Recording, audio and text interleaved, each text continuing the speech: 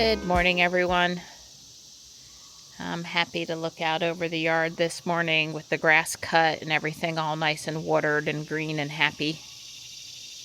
You can tell it's pretty early because the sun hasn't moved over toward the forsythia and the ferns there on the other side of the creek. I'm not seeing a lot of Japanese beetles still. Maples. I just have maples on the brain. Although there is some damage to a few of the canna lily leaves, so I keep on looking because obviously I'll remove them if they're out there. Maybe I have less this year because I worked so hard last year to kill them all in my yard. I don't know. It's a repeat today. Hot in the afternoon, chance of a storm. Go. Good morning, Gray. Hi. Johnny did have a successful day with his robot team yesterday and is back home now. Just not in with Gray yet. Good morning, sweetheart. Good morning. Good morning. In and out. Out and in. Yeah, I'll put this up here, but I know he just not coming up there lately. And isn't any reason to fight it. Well, we didn't get the bowls late last night. I'll clean that up for you. Wow, the sun's bright over here. I came out a few minutes ago, last trip to the garage, and I'm pretty sure I saw 2 goldfinch take off from the coneflower and head down toward the pole. You know, they'll be really interested in these flower heads when they turn to seed. So it's hard to miss those gold, yellow-colored birds flying through the yard. They also like the big cut leaf coneflower seeds. You know, they're a seed, small seed, a thistle seed. Lots of natural flower seed kind of a bird. So the thistle and the sock down there is probably ruined at this point from rain and mold, and I just need to throw it out. But it's possible they're down there on that. A hummer just landed on that tree branch up there. Wow, he did. I moved over to see if the nest was there. I don't see the nest. The nests are so tiny. They're really hard to see. We'll be putting this tree face I printed up on a tree today. It has holes for magnets, and then, you know, hopefully that'll help it stick to the nail head. Yeah, this is over here by robot, and daggone it, this is off by about, oh, there, well, maybe I can move it by about 3 degrees. It's hard to get things straight. So I had planned all along to add more over here by robot. Wow, my support guy took the support off for me. This is pretty impressive. Pretty impressive. That's that granite or rock filament. Again, it does a really nice for simulating cement. Well, or marble. Or marble, whatever, right, statuary. Whatever. Statuary, outdoor stuff, you know. If you're not going to have multicolor, it's pretty good. Yeah, it doesn't have to. I mean, that's like $5 worth of filament, maybe. It's not much. No, I don't. Yeah, I don't know. I didn't look at how many grams. It's 1,000 grams in a spool. Yeah, 1,000. It's a kilogram, right? Right. I don't know. It is a substantial piece in comparison to a lot of things I print. Yeah, it's not gonna 150 grams, 200 grams maybe. Yeah, and then Don pulled the support off too. Yeah, and the support, right. So probably 200 grams printed. We're hanging the 2 bird houses that I had printed. You know, with Don working, there's only so many hours in the day, and I mean, I suppose I could have gone, but it's more the knowing where the rust-free screws are than it is being able to put this. Obviously, I could have put the screw in the tree, but sometimes I want them higher than is convenient for me also. But besides, it's fun to walk around with Dawn and do stuff. There's where we put the other birdhouse. I can see it from the front porch. I like that. I don't expect for birds in it, although it does have a drain hole. I don't expect it to last forever. It is, this is printed in ABS, and it's a lot of shade over there. So it'll probably last 2 or 3 years, but it's not going to last a super long time. All right, we are headed to the Greenway, but after South Park, and this is left turn of the day, number 1. Yeah, this is a little backed up because of we just went by the church. The church let out. It's 12:30. Yeah. We would have gone through the neighborhood if we were just having a casual Sunday. Right. Yeah.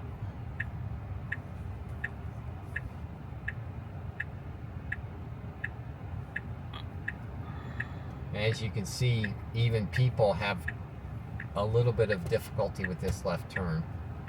Yeah, well, I'm surprised. I mean, I get the people waiting, but the amount of traffic on Main Street on Sunday at 12:30. This is a little unusual. That part is not quite. Yeah, and the other thing is, again, since these people only probably deal with this once or twice a week, they're not quite familiar with the ebb and flow of this left turn here. So they approach it every time. See, this person pulled out way too far. I mean, this person is actually in the traffic lane. She's going to want to back up. We're going to find out what's going to happen here. See, that car had to go over the line. Over the yeah, line. to get away from them. Yeah. Yeah, that's why I said the people, they don't. Wow, they're all having to go over the line. Right. And, yeah. That person went over a little more than necessary. And we're stopped. And we're stopped pretty quick. We're a little. Well, we're not as far as her, but we're a little further. I would have been. Yeah, there went my phone. It wouldn't be a trip in the car. Right. It's because I'm playing Pokemon Go in my lap, and it causes it to fly. I think a little bit of that problem had to do with the car robot did not realize that person was way too far out there, and so when that car left, the natural reaction to a stop sign is you pull up to the stop sign, and not knowing that was gonna get it basically out into the traffic lane to pull up at all. In other words, we were already past the stop sign. And so pulling up any more would be even worse. And that's what basically happened. So I think we need to change work to the splash pad instead of the GPS we gave it, because she's not parking when we come to work out where we want her to park anyway. That's right. And she wants to come in over here at this entrance, and that's why Dawn took control. So I think I'll help Dawn fix that. Yeah, thank you. So I'll record the 4-way stop and the left turn. Yeah, well, this is going to be a little different. We normally are the first car in line. We're at least going to be the second car in line by the time we get up there. There must be a lot of thought process going on, or do you start thinking about it now as the car, or do you wait until you get up there? Right. I'm just curious to know. Yeah. So this is a good one. So here we go. The white car ought to go, and actually the black car, she's gonna do it. She did it exactly the way I would have done it. Yeah. Well, I don't blame the other car for going straight across while the chance presented itself with the other car having the right of way. I probably would have done that too. I agree. If I was stopped in the white car, I would have crossed over. Once I realized the other car was going straight through the intersection, I would have took off too. Yeah. Because the intersection's already occupied, and it seems safe. Yeah, the thing is they're not making their left turn. So if they're not making their left turn, then it's perfectly reasonable to go. Yeah. It may not be technically correct, but it's very human. By the way, Robot says it's 91. Oh, toasty. Yeah. It's sticky out there too, folks. Not oppressively so. Right. It doesn't. Not comfy. Yeah. It's not bad breathing right now, but it's not comfortable by any stretch. Let me tell you, when we went in the garage, it told me, oh, it feels nice in here. Right. We keep the garage at 80. Yeah, it's at 80, yeah.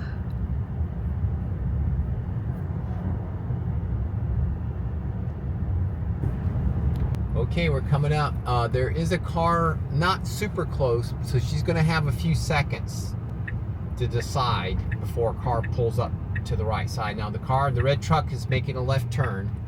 He went on and made it. He was going to cut it a little short, but saw us, was my impression. So it's car and trailer. So if she goes after this, she's fine. She needs to go. she's fine. Yep, she was fine. That's one of the things I remember Elon talking about in one of those FSD videos, presentation where they talked about drivable space and stuff. They talked about the hidden car thing. In other words, robot saw that lane was totally open, and then all of a sudden this other car pulls to the right, blocks their view. But they knew that there was no way a car just materializes out of thin air in a bad place on that. So they, that, I don't know how long they would hold on to that persistence, but they knew, they could perceive that it was still okay to go because it's only been half a second. Nobody has popped up there. So that's why it went on, even though that car blocked its view of the right, from the right. Sure. Now, the windshield wipers went off twice there while Don was talking. And honestly, we've had the wipers go on and off on occasion, always, I guess, for the last 3-4 years. But it's just worse in robot. It's just more frequent. The frequency is up. Right. It might be the first thing if it thinks there's a little possibility of it being a something. It turns the wipe just to make sure there isn't something on the windshield. All right, so here we come. There's nobody behind us. She's slowing down. She's got her blinker on. Robot has all the time in the world. Nobody's coming out of the parking lot. So did that. I give that an A. Now here's the thing, Elon. I want my park at destination button, please. Yeah, well, it's coming. Oh, I love this. How tight. Oh wow, that's up to that trailer there. Well, there's a bike trailer. She's gonna back up. She's turning the wheel. She's not gonna park. Just take over. Well, wait a second here. I don't know what she's gonna do. The code's just not there to park yet, as much as we want it to be. And we don't want to go in the space next to the space. Right. Well, I mean, she offered you ones in front of you, and that was like, yeah. Right. Well, we're probably actually going to go down to the other end because somebody else. Well, although I would say there's probably very few people going to come. Hey, I'm going to pull in face first. Because I'm going to navigate home, and I want to see what she's going to do. Right, we're actually going to navigate to Harris Teeter, but that works. Right. Same thing. You're going to navigate out of here and see if she reverses. From a dead stop, I'm going to navigate. You're looking very sunny today. Well, I've got my Sunday clothes on. Well, it's not red and black. You used to wear red and black a lot red and black too, for Tiger. Yeah. I definitely have the red and black look, but I like the bright orange. Well, we're gonna make it to the lake, but the last little bit here is out in the sun, and that's no fun at all today. Let me just assure you that. You're driving me nuts. So I was reading a thing on Facebook. Don has been having more problems with gnats than me. I guess he's sweeter. That if you put a dragonfly on your hat, it helps to scare the gnats and the mosquitoes away. I don't know. I'd be willing to try it if I find the right dragonfly for his hat. Don said he'd be willing to try it too because he hates the gnats. So I don't think that I commented on the autonomous delivery. I spewed off at the mouth a lot about the robo-taxi stuff, but I guess I'm wondering how it's going to work out, as fussy as people are about everything, with, how are you going to deny delivery if we go autonomous delivery? So I think what should happen is, well, it'll never happen, but it would be, I had this thinking of, just take a Tesla employee out in a demo car or whatever. I don't know. I know that sounds stupid too, because it's we couldn't afford to do the employee be gone from the store. But I just wonder with some people denying deliveries over the smallest thing, how that would work with an autonomous delivery. But I thought it was super cool, and I'm stoked about it, and I don't care what Reuters says about FSD. Or the blow up between Elon and Holmar's catalog, or any of that other stuff. It'll be good. Funny, it doesn't look like they had a lot of rain over here. Yeah, I don't know. Had more rain because that's as much rain as we got. I would expect. That's just basically normal drainage there. Normal summer, yeah. Yeah, we got a 7/10 of an inch of rain. I would have said 0.89. 0.89. Don't cut it. And I did empty them this morning, the outside ones, which I had sprinkled water in with the hose. Well, that's very good. But they're empty now, so today. Hey, there goes the Tesla. Yeah. So say what you said. Yeah, well, I think the delivery, autonomous delivery, that can be done whenever the build quality is beyond exception. The build quality is so perfect that there's never any room. The people don't even have to look. When Tesla, it's the right color, it has the right interior, and basically sign on the dotted line. I mean, is it going to get a little dusty or something? Maybe something like that, because you know, the whole autonomous delivery, you know, if it hits something or some rock hits it or something, I think the car know all that stuff, rock chips and stuff. So I guess you know, I remember Elon saying that the panel gaps were going to be so perfect that when you took out your millimeter gauge and you measured the gaps, if you found something off, you need to go buy a new gauge, because your gauge is wrong, not the gap. And so this way. I'm moving okay. more or less right. Have a good day.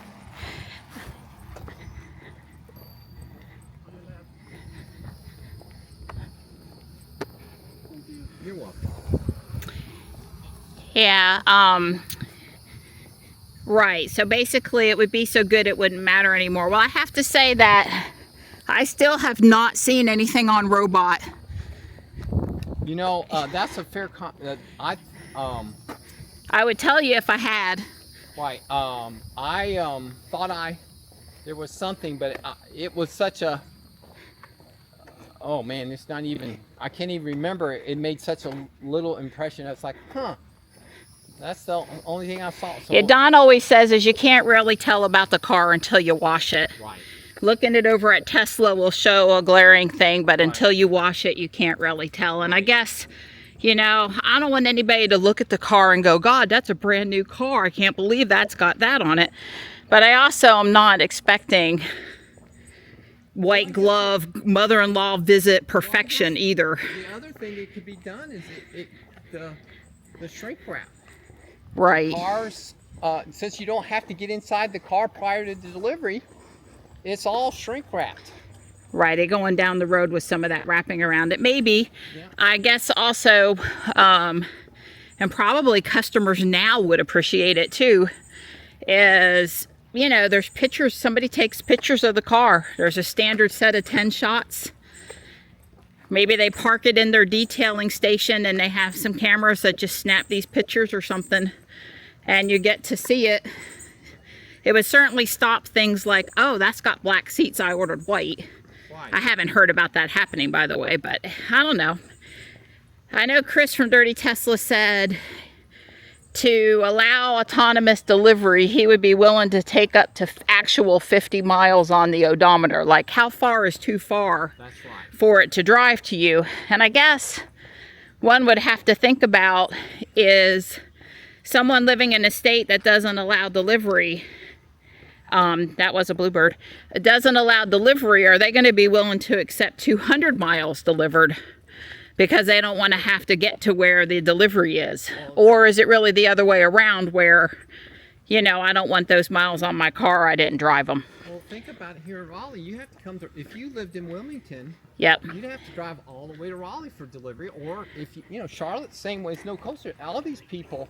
So I would tell you, you know, from an autonomous delivery, well, of course, I've owned several Teslas now. And it's actually 4. Yeah, I'm not the world's most nitpicky person either. I understand, but you know, if I live 2 hours away from Tesla and I have to drive in, or I could just have the car show up in my driveway, I might be considered to say, yeah, send it on over, even if it's going to have 200 miles on it, because it's going to have 200 miles on it that I drove from the delivery, or it drove with me sitting as a passenger. Right. Still Well, the same distance. in North Carolina, it would require some DMV changes for Tesla or DMV changes, because they write in 50 miles on the odometer for every car they deliver. And it's usually under 10. Yes. That gives them some cushion with moving it around from like off-site storage back over to Tesla. That might be a bird feed, Donnie. That's the other style feeder. I think it is. Or it's a knockoff. But anyway, that's one of those digital bird feeders. So anyway, it's at 50 miles. So if we're going to go past that, they'd have to at least spend a couple of head cycles on how are we going to handle the odometer on the paperwork for the DMV. But there was somebody yesterday, you know, I never loved Facebook, but I really don't like Facebook anymore, because for everything I see in my feed from a friend or family member that I'm interested in, it shows me 10 things that it chooses for me that it thinks I want, that it can make money off of. It's just like the amount of that kind of content is sort of overwhelmingly high now. But it thought I would be interested in, which was fair, a group on the 2526 Model Y, like just the brand new ones. And there was a guy in there yesterday, and he was all upset about the quality of the paintwork inside the door jambs. He refused delivery on his blue Model Y and he said all the blue ones look that bad. Well, you know, they do them in batches, like they set up to do blue and then they set up to do red. And so I guess it makes a little sense, but he was all upset about it. So he ended up with a white one where the inside the door jambs wasn't as offensive to him. And, you know, I'm the person that paints the underside of the part of whatever I'm painting that no one will ever see, because I know it didn't get painted and I care. But that's, you know, I don't know. I never looked. Ruby has some spots on her door jambs where it's flat. It's not glossed.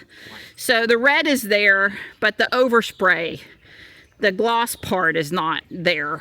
And do I wish it was all high gloss even in the middle of, well, yeah, of course I do, but I don't know. Am I going to refuse delivery on my car when I've looked at all the blue cars and they all look that way, and that's just how they come out of Tesla? I mean, I'm not. Well, it gets back to once you fix this, where it's just, you never even, there wouldn't be that issue. It's the same thing with Jules.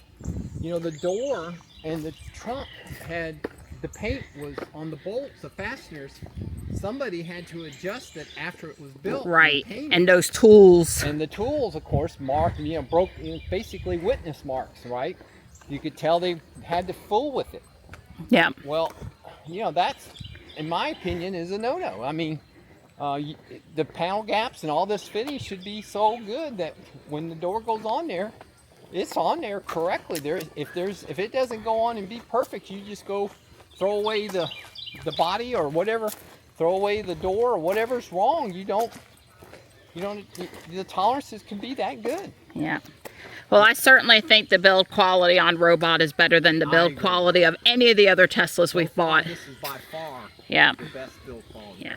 Far superior to Sapphire. Because, you know, think about how many times we haven't mentioned something to do with the build quality or the delivery since we've had the car. Because if something was bothering us, we would have told you guys. And for the absence of us telling you guys, that means it's just really great. Your head is in need of your towel. Yes, it is plenty warm out there. Is that 93? It says 93. We walked for 49 minutes, 2 miles, so it's just under a 25-minute pace, which in the heat is pretty good for us. No garbage pickup here. No, nothing to stop. Well, we stopped for a minute over on the bridge. Right.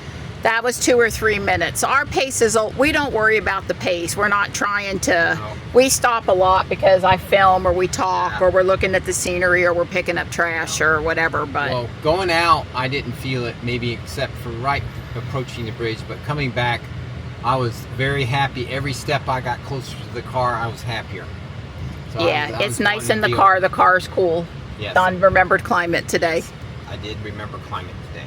And the cooled seats are amazing. Yeah. So Dawn navigated the Harris Teeter. Our arrival temperature is 91 degrees, it says. So I'm going to hit this. It wants to go forward? No, backward. Okay. Can I do this? No. Well, you could do that start from park, but because it requires us to disable pin to drive. Well, yeah, but I wanted it to back out of the parking place. Yeah, not happening, apparently. Yeah. But maybe, so now it says to activate drive. Huh. Uh-huh. It's still not there. Yeah, you have to do that thing where we start FSD from park. Yeah. So the Volvo is in the EV spot and not charging because they're special. It's not the handicap spot, although I'll admit it's confusing. And the Tesla is charging, or is at least plugged in. Yeah. Well, this car is legal. This SL, that's not a EV charging spot. Yeah, drive me around one more time. I mean, there's all this fancy paint on the ground over there. Well, maybe it is. It's possible that it might reach that far. Well, there's 2 cables, one on each side of the machine, so there's 4 charging spots. Right. But that is, yeah. So 1, 2, 3, 4. Yeah. Well, I'm just double checking, but so I don't know why the Volvo would park there. I guess they hate EVs because, I mean, there's all these other spots that are basically just as close as that one. Yeah, well, it's possible that cord could reach, if a Model 3, a Tesla is plugged in backwards, backed in where that car is, it might reach that far. So you could sit, Well, I really like Starman, and wow, look at this SpaceX Voyage to Mars Starship one. Pretty darn cool, the art you can do on these 3D printers.